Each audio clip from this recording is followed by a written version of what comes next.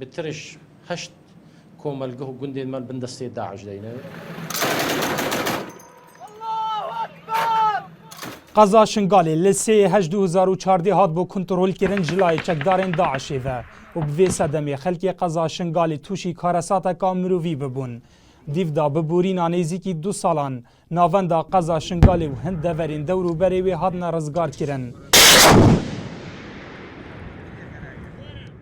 Lê hêşta bi gotina berpirs û karbedestên şingalê heş gund û komalgehên wan dibin destê çekdarên Daişê da mayne û xelkê wan cihan jî daxwaza rizgarbûna cihên xwe dikin.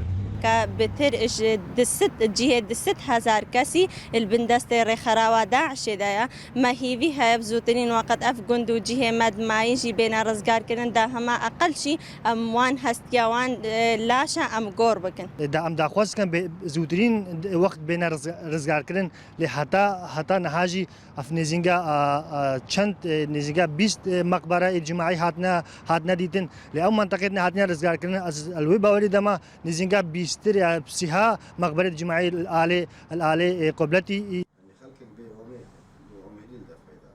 Rêveberê karûbarên êzidiyan dibêjît nerezgarkirina hind gund û komelgehan ji destê çekdarên Daişê da tanha sedemê kûçkirina xelkê wan cihû deveran bû dervey welatî. Di demekê da li dîv amara rêveberiya karûbarên êzidiyan tanha 105 kesên xelkê şengarê di deryaya îceda xendeqîne.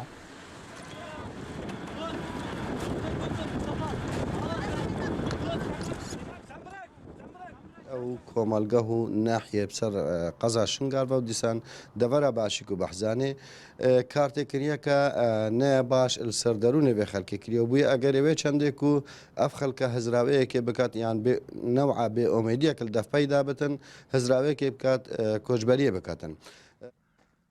Xelkê şengalê yên ku cih û deverên wan rizgar bûî ji destên Daişê da di nihada daxwaza dabînkirina xizmetguzariyan bû deverên xwe dikin.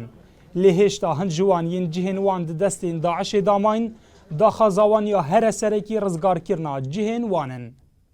Dilşad Hîmo, NRT Duhok.